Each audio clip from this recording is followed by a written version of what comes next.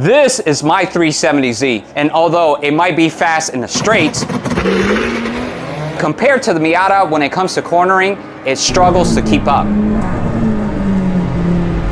But today, I'm about to fix that. I have purchased a ton of bracing for the chassis to see if we could finally beat the Miata when it comes to the cornering. Let's go see what I purchased. All right guys, so check out all the bracing that I have purchased. All of this is gonna go underneath the Z. This is for the back of the differential. This is for the front chassis. This is the W brace, and I'll show you exactly where all of this goes in the Z. Now, I have been waiting for that W brace forever. Z1 just released this finally, and I finally got it. I picked it up recently, and it showed up, and it looks beautiful. But, look at this, guys. It's got a boo-boo. Oh, that's how it showed up. I'm gonna have to fix that.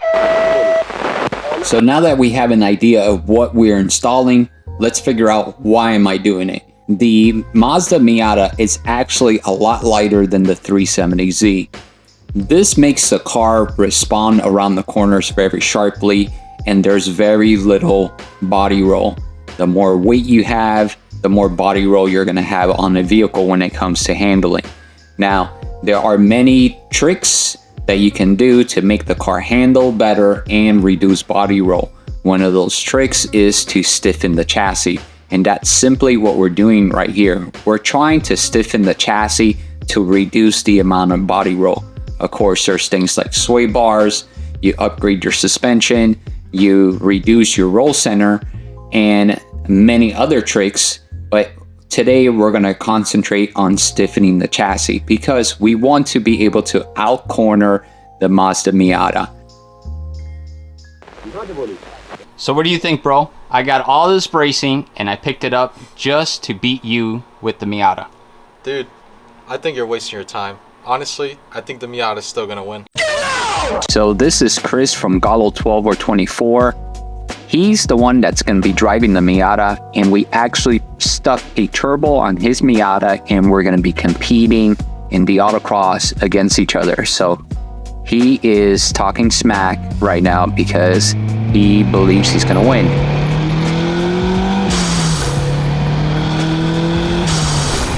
All right, that was pretty good. Sounded amazing, dude.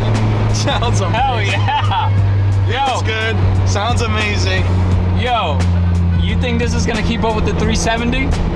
Honestly, I think it's gonna beat it, honestly. Yeah? We'll see, we'll see.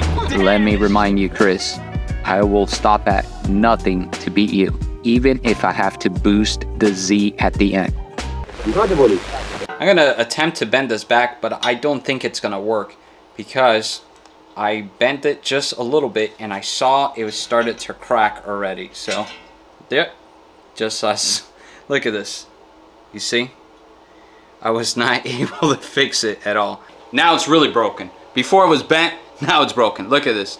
I went to go bend it back into place and it just snapped off. What the frick? This is a brand new part. I just paid $400 for this thing. It's broken. What would you guys do? Comment below. Would you just install it like this?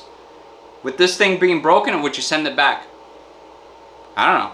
I think I'm gonna install it. Wait. First, let's compare the W brace, and you can see the old one and the new one. And you can see the W brace. This one was crashed. It was hit down here. It bottomed out. There's a lot of flex in this part. You can see all the flex that it has. And this new one, I guess there is a little bit of flex, but there isn't that much. The aftermarket one is a lot beefier. Now this one is made out of steel and this one's made out of aluminum. Okay, so the factory one seems to have around 6 pounds 7 ounces. 6 pounds 7 ounces. So the aftermarket one seems to have around the same 6 pounds 7 ounces, we'll say. So it's the same amount of weight, but it's a lot stronger. It's a lot heavier duty to be able to brace the chassis. So here is the part that's broken that I showed you guys before. Now if you compare this little part right here, this is what broke off. This is just to be able to kind of like hold the bracket as you install it. It's not really supporting much majority of the holding is going to be in these two holes, just like I showed you before, this heavier material. So I'm not concerned about it. It does suck that it is broken, brand new. All right, so here's another piece that we're upgrading. So you can see that the factory one comes with these bolts that link both of these pieces together, and possibly we have a little bit of flex here because it's bolted on, it's not welded, possibly, I don't know. But mainly this is an upgrade because I believe it's going to be lighter, and also there's more clearance. The exhaust is actually rubbing against these pieces, and when you hit a bump it bangs around and you can hear it inside the cab. Basically I'm going to be creating more clearance by being able to install this, but we're going to go ahead and weigh these and compare the weight. Oh, it broke the scale.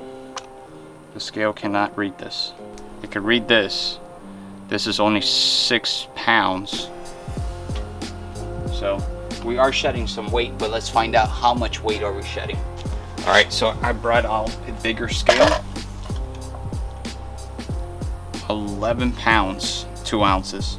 So it is double the weight. So we're shedding half of the weight when we install the other one. So that's pretty good. All right, so this is another brace that we're adding, and this goes in the back of the differential. This links the lower control arms together, and it braces the lower control arms, so it doesn't have that much movement side to side when you're putting a load on it. So we're gonna put it on the scale, and since it does not have a brace, we're gonna see how much weight are we adding here. So actually, can I do this? It looks like nothing really. 12 ounces? Is that right? Just 12 ounces. That's nothing. So we're still eliminating weight, even with the added brace that we're installing here. So we're moving in the right direction so far. Now, installing these upgrades were pretty straightforward. Thanks to Z1, I have to say they make a very good quality product that majority of the time you just go to the vehicle, you unbolt what you have to, and it just fits right in. You don't have to grind anything down. It just fits the vehicle, and that's why I always shop with Z1. Even though I did receive a part that was slightly damaged, I'm pretty sure if I would have contacted them, they would have exchanged it no problem, but I don't think it's going to compromise the performance of the part. That's why I'm just going ahead and installing it, even though I just bought it brand new. It is a bummer, but it's okay. But overall, the bracing went on flawlessly. It gave us no problem whatsoever, and we just bolted it on, and before we knew it, we were finished. We were done. All right, so there we go. That's how it sits, and we added that. And I forgot to weigh this. I'll probably look it up in their website and see how much it weighs. It doesn't weigh much. I did not add too much weight. So I believe I still did a weight reduction, and I stiffened the chassis by a lot. And there was no brace here in between this section, so this is going to help a tremendous amount with the understeer that this car is known to have. And of course, like I said, later I'm going to be upgrading the sway bars, but I kind of want to do everything in stages. I want to take it like this, how it is now, to the autocross, see how it does, see how it competes versus the Miata with the turbo, and then see as we upgrade things, how much quicker can we make it go. And tune in, guys, because I do have a brand new oil pan for this 370Z, and you'll see it in the next video. All right, how confident are you now that I'm still gonna kick your ass? Dude, I think all the things that we just put on, it's not even gonna get close, honestly. You don't think so? No, no. Now, wait, think about this. Think about how much power I have.